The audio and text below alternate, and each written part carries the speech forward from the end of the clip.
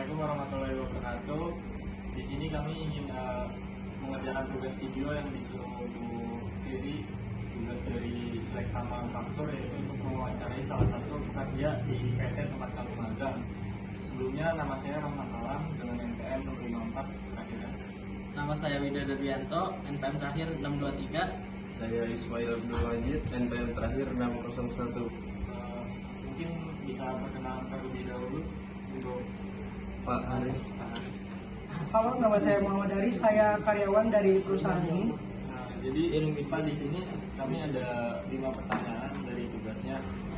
Untuk yang pertama itu mungkin Bapak bisa jelasin dari profil perusahaan ini dari sejak berdiri, terus ada berapa cabangnya?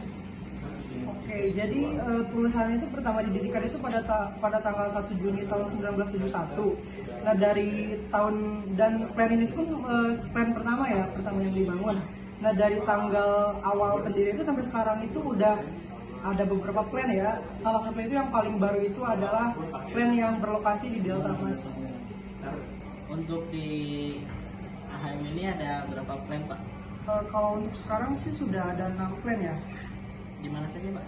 Yang kedua ada di Sunter, Pegangsaan, Cikarang, terus yang 2 plan itu ada di Karawang, yang terakhir itu yang paling baru itu ada di Delta Mas. Pertanyaan kedua, di sini ada sistem terintegrasi manufaktur, yaitu reverse engine. Itu kayak gimana sih mesin yang udah reject itu di repair lagi supaya bisa dipakai kembali? Kebetulan karena saya bekerja di seksi ACN yang memproduksi mesin ya, jadi misalkan ditemukan ada ketidaknormalan pada saat proses gitu kan, biasanya itu akan dilakukan repair oleh bagian repairnya. Ketika misalkan yang abnormalitasnya sudah ditemukan, yang prosesnya bakalan dilanjutkan lagi. Jadi nggak dibalikin lagi ke proses, tapi di repair oleh repairnya, nanti akan dilanjutkan ke proses selanjutnya. Kalau pengembangan produknya itu gimana sih, Pak? Pengembangan produk, kalau produksi cukup pesat ya. Salah satu contohnya kan sekarang kita itu udah punya motor listrik kan, jadi itu pengembangan yang awalnya mungkin dari motor yang motor pada umumnya motor biasa, sekarang kita sudah punya motor listrik. Untuk kinerja di line Bapak itu seperti apa sih, Pak?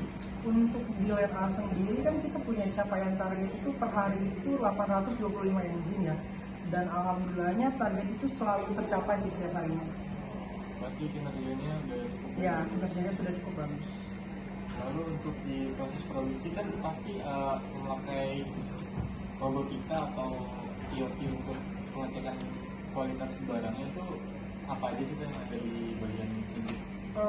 Kalau buat robotika sih cukup banyak ya. Kayak misalkan kan kita itu banyak menggunakan mesin. Salah satunya mungkin kayak ada mesin buat gasket itu yang buat dia itu menguri ke area-area tingginya, sama ada juga mesin scan barcode. Biasanya di proses final itu adanya proses itu scanning barcode buat data.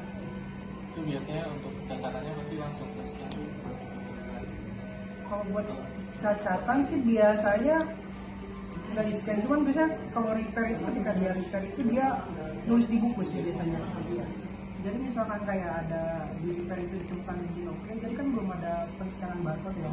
Jadi cacatannya itu bisa diketahui di repair.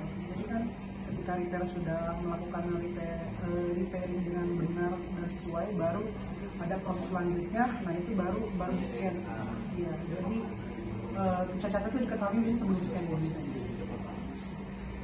Mungkin habis itu biasanya dari kami. Terima kasih buat Pak Haris atas jawabannya dan telah meluangkan waktunya. Mungkin sekian dari kami. Assalamualaikum warahmatullahi wabarakatuh.